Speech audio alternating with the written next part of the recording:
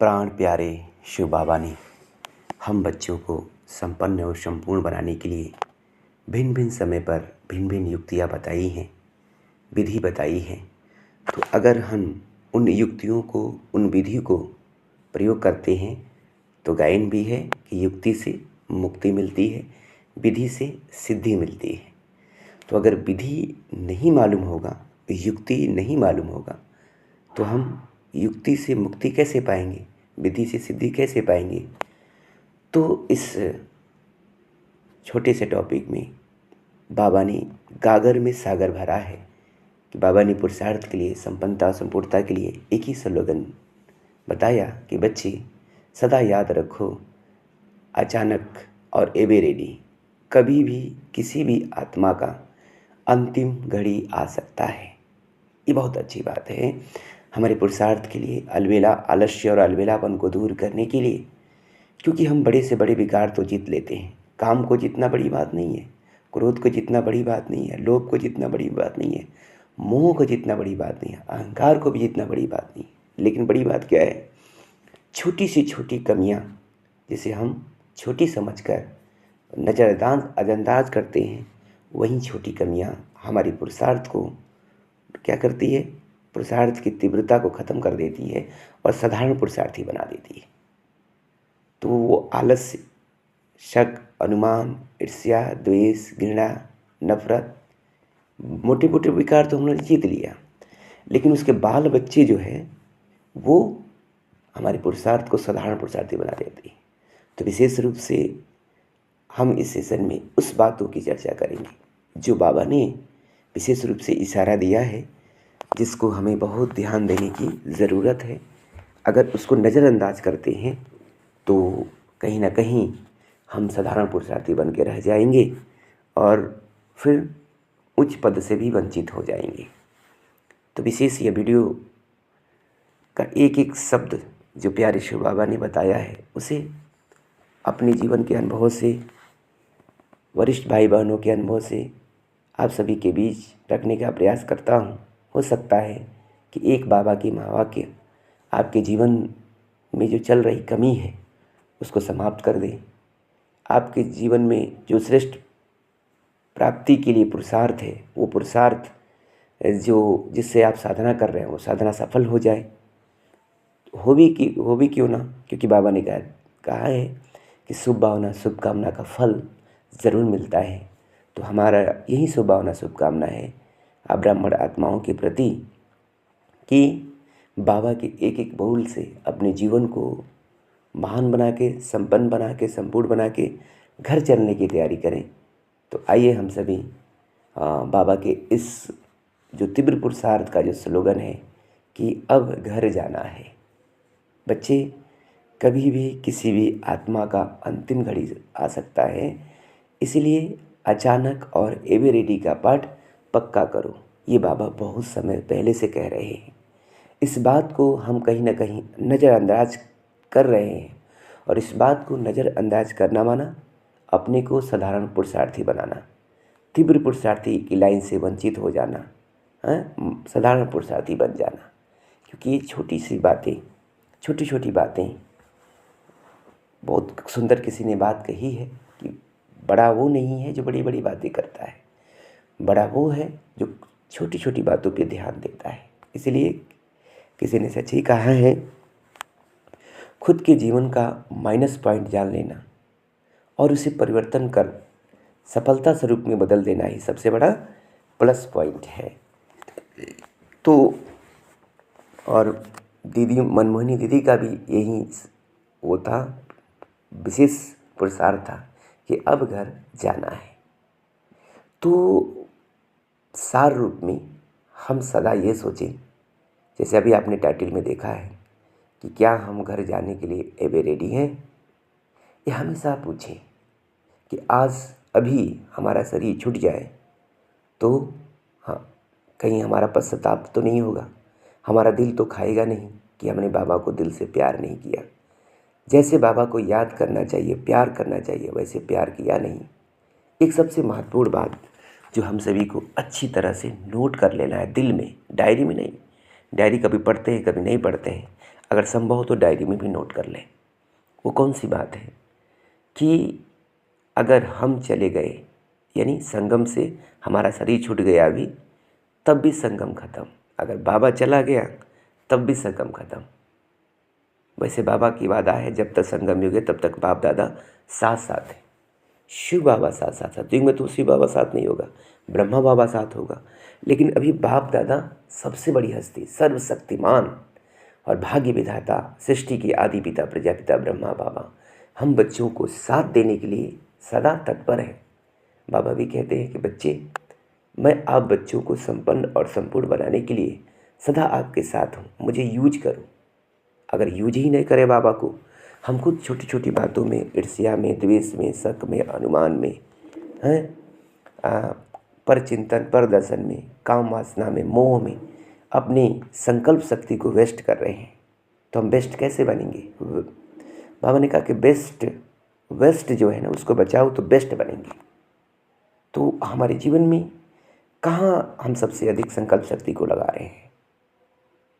अभी तो परमात्मा प्यार करने का समय है, जिसको बाबा ने बहुत सुंदर बात कही है, जो एक एक बात हमें घर जाने के लिए तैयार करेगी। वो कौन सी बातें हैं, एक एक करके आपके बीच रखते हैं। बाबा ने कहा कि 2500 साल तक देहधारियों के साथ रहे। सतयुग में भी तो रहे, लेकिन देव आत्माओं के साथ रहे। लेकिन 2500 साल तक देहधारियों से प्यार किया, देहधारियों के साथ रहे, उनसे उनको दिल दिया, उनका दिल लिया। अभी क्या है? अभी बाप मिला है जो दिल आराम है, जो दिल को आराम देने वाला है, सच्चा सुकून देने वाला है, सच्चा प्यार देने वाला है, सदा साथ देने वाला है, सदा काल का साथी, अंतिम सहारा है, जो जिसके प्यार के रिटर्न में वो हमें ऐसा प्यार करता है जो सतयुगी दुनिया की बादशाही गिफ्ट में देता है। बहुत व्यक्ति कोई गिफ्ट देगा तो सोने का सिक्कड़ दे सकता है, सोने की अंगूठी दे सकता है, सोने का बहुत सारे उपहार कोई दे सकता है, लेकिन गोल्डन स्पून इन माउथ है। बाबा कहते हैं सोने की दुनिया ही तुमको मैं प्यार का गिफ्ट दे देता हूँ।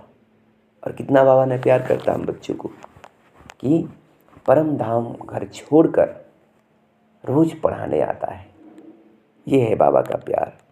तो एक एक बात ही अगर सोचेंगे ना, तो हमारा बुद्धि देहधारियों के जो मोह में, आकर्षण में लगा हुआ है, वो निकल जाएगा। क्योंकि बाबा कहते हैं जहाँ आसक्ति है किसी भी व्यक्ति और वस्तु में, तो वहाँ माया आ सकती है। माया माना कमजोरी, कमजोरी माना बहुत सारे विकार।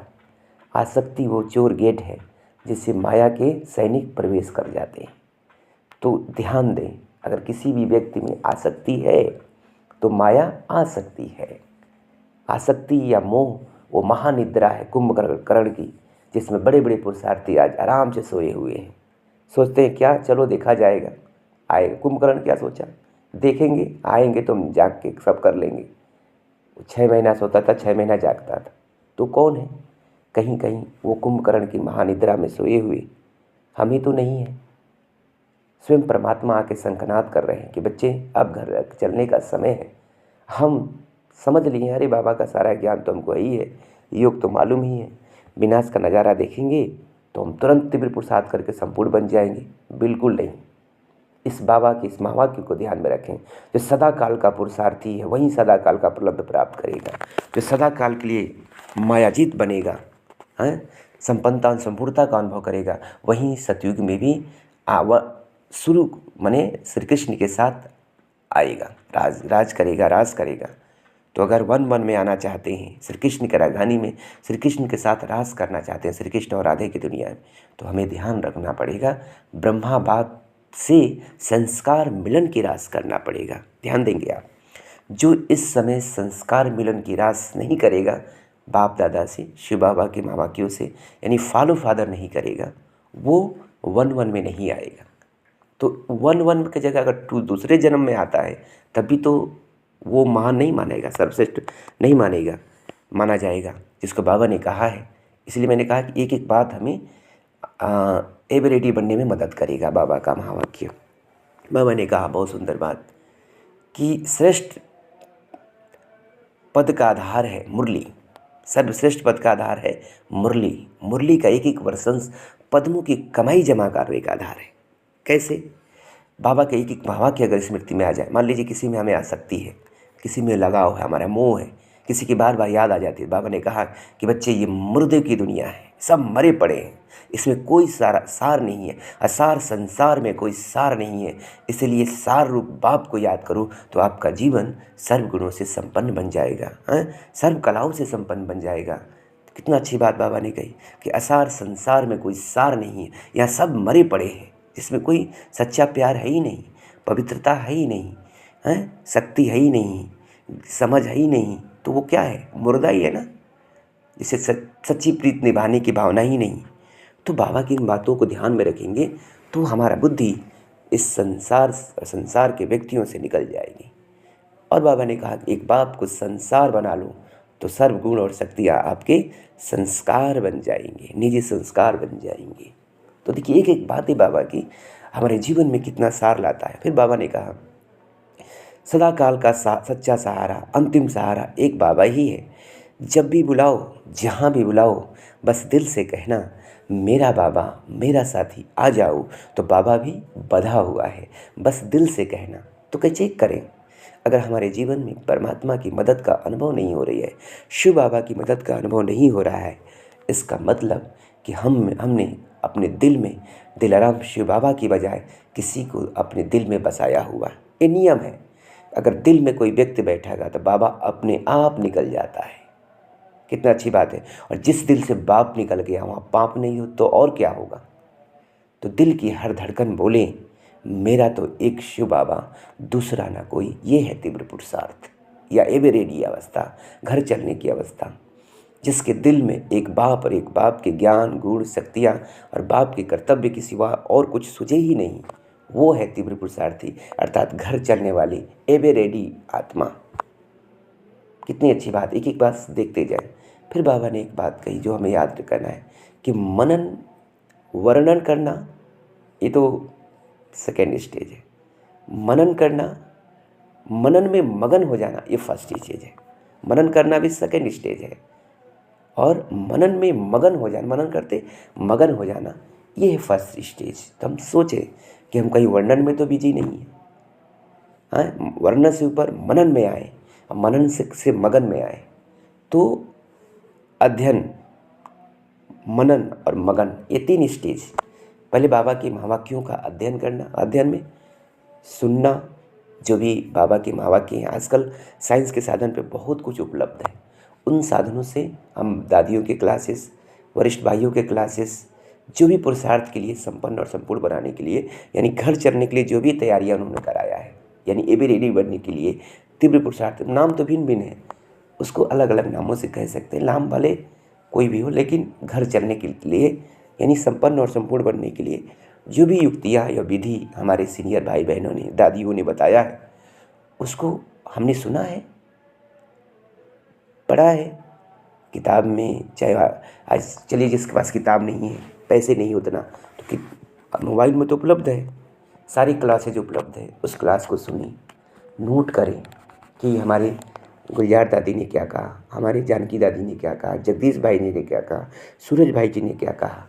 खाली समय का सदुपयोग ऐसे करें। बाबा के बेहद घर से बहुत सारे साहित्य हैं, उस साहित्य को हम पढ़ें कि जगदीश भाई ने क्या कहा, सूरज भाई ने क्या, दादी जानकी ने क्या कहा, काम विकार विजय प्राप्त करने के लिए कौन कौन सी युक्तियाँ बनी हुई है हमारे ईश्वरीय साहित्य में, या सहज योगी बनने के लिए कौन कौन सी विधि का उपयोग किया गया है, कौन सी विधि बाबा ने बताई है, वो सारा साहित्य में है, मोबाइल पर उपलब्ध है। तो हम सुनेंगे ही नहीं, पढ़ेंगे ही नहीं, नोट करेंगे ही नहीं, तो हम आगे कैसे बढ़ेंगे? आखिर हम कर क्या रहे हैं? इस संगम युग का जीवन, ब्राह्मण जीवन क्या है? बाबा की बातों को पढ़ना, सुनना, चिंतन करना, मनन करना, उन्हें जीवन में धारण करना, यानी मगन रहना, दूसरों से कराना या अपने प्रैक्टिकल आचरण से दूसरों को प्रेरणा देना, सबका बुद्धियोग भगवान से जुड़ाना। कहीं ऐसा तो नहीं कि हम कुंभकर्ण के महानिद्रा में सोए हुए हैं। हम समझ रहे हैं बहुत तीव्र पुरुषार्थी है, जिसको कहते हैं चूहे का हल्दी का गांठ मिला, समझा मैं पंसारी हूँ। तो कहीं वो पंसारी हम तो नहीं बन बैठे। ये खुद को चेक करें, दूसरों को नहीं। ये बात हम अपने लिए बता रहे हैं। हो सकता है कि एक एक बातें ये हमारे जीवन को आगे बढ़ाएगा। तो एक बातें कहीं आपके जीवन में लग जाए तो आपका जीवन भी महान बन जाए। तो आइए हम सभी ब्राह्मण कुलभूषण आत्माएं घर चलने की तैयार हमेशा सोचें, हर घड़ी को अंतिम घड़ी समझ के। मैं अपने जीवन का 22 सालों का निजी अनुभव बता रहा हूँ कि जो मैं खुद प्रयोग करता हूँ। मेरे लिए मेरा जीवन का एक विशेष स्लोगन है, हर घड़ी को अंतिम घड़ी समझकर अपने हर संकल्पों को ईश्वरी महावाक्य के अनुसार मोल्ड करने वाला ही रियल गोल्ड यानी संपन्न, संपूर्ण या एवर रेडी बनने वाला तीव्र पुरुषार्थी आत्मा है। इस बात को नोट कर लें। हर घड़ी को अंतिम घड़ी समझ अपने हर संकल्पों को ईश्वरी महावाक्य के अनुसार चेंज करने वाले, मोल्ड करने वाले ही रियल गोल्ड बनते हैं। यानी संपन्न और संपूर्ण यानी अचानक और एवर रेडी के पार्ट में पक्के रहते हैं, तैयार रहते हैं, और उसी को तीव्र पुरुषार्थी कहते हैं। कर्मातीत आत्मा, अव्यक्त आत्मा, पुरुषार्थी आत्मा, विदेही आत्मा, जो भी श्रेष्ठ पुरुषार्थ के नाम है उसे नाम दे सकते हैं। क्योंकि सारी पुरुषार्थ का ध्येय क्या है, बीज क्या है, संकल्प शक्ति। अगर एक एक संकल्प ईश्वरी महावाक्य के अनुसार होगा, बाबा के साथ होगा, तो माया कहाँ से आती है? माया का चोर गेट क्या है? संकल्प ही तो है। अगर संकल्प हमारे बाबा की याद में, बाबा की सेवा में, बाबा के ज्ञान में, गुरुओं में, शक्तियों में बिजी है, मगन है, तो माया कहाँ से आएगी भला? जो ये कहते हैं कि हमारे मन में वैर संकल्प आते हैं, काम वासना के संकल्प आते हैं, बार बार देहधारियों की तरह बुद्धि चली जाती है, इसका मतलब कि बाबा को उन्होंने जाना नहीं है, पहचाना नहीं है। पहचाना भी है तो बाबा के अनुसार चलते नहीं हैं। पहचानते तब तो चलते, बाबा क्या है, बाबा की शक्तियाँ क्या है, बाबा कैसे मदद करता है, कैसे प्यार का सागर है, इसकी अनुभूति करना, उसके अनुभव में मगन हो जाना, उसके अनुसार अपने जीवन को ढाल देना, ये सबसे बड़ी बात है।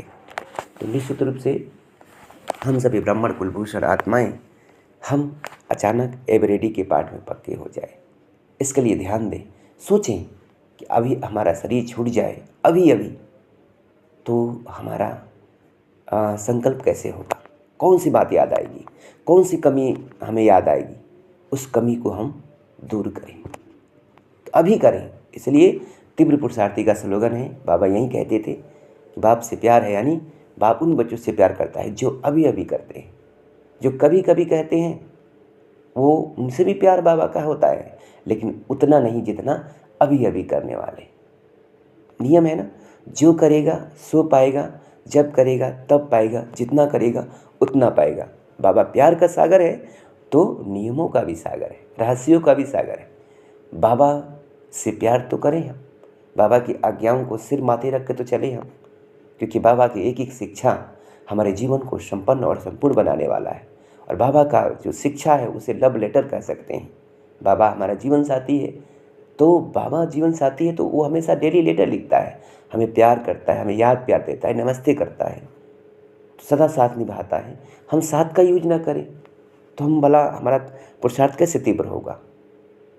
तो निश्चित रूप से कि अगर हम ये कंप्लेन करते हैं कि हमारा देहधारियों में बुद्धि जाती है, काम वासना का संकल्प आता है, मोह, बार बार किसी देहधारी की याद आती है, तो बाबा कहते हैं कि कहीं ना कहीं ये क्या है, अलबेलापन है।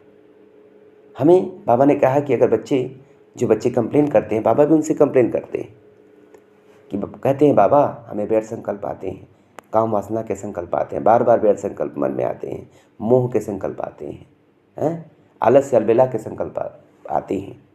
तो बाबा पूछते हैं, बच्चे क्या आपने सारे महावाक्यों का, चाहे साकारवाणी हो चाहे व्यक्तवाणी हो, उसका अध्ययन कर लिया? अगर अध्ययन कर लिया तो क्या मनन कर लिया? मनन कर लिया, क्या उसमें मगन रहते हो? अगर मगन रहते हो तो ऑटोमेटिक मगन रहना ही क्या है, सेवा है।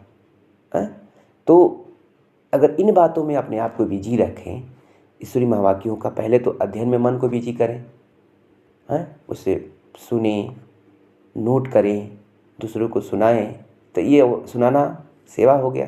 तो अध्ययन, फिर मनन करें, चलते फिरते कोई सेवा है तो मनन करें, फिर उसी मगन रहें, तो ऑटोमेटिक मगन अवस्था अर्थात बाप समान अवस्था, संपूर्ण अवस्था, कर्मातीत अवस्था, घर जाने के लिए एवरेडी अवस्था, तीव्र पुरुषार्थी अवस्था, ये सारी बातें एक साथ, एक साधे सब सदे, सब साधे सब जाए। तो एक साधते हैं अगर एक एक महावाक्यों में बाबा के फरमान का पालन करेंगे, हमारे जितने भी अरमान हैं वो पूरे हो जाएंगे। तो निश्चित रूप से यह 21 मिनट का वीडियो 21 जन्म का फल प्राप्त करें।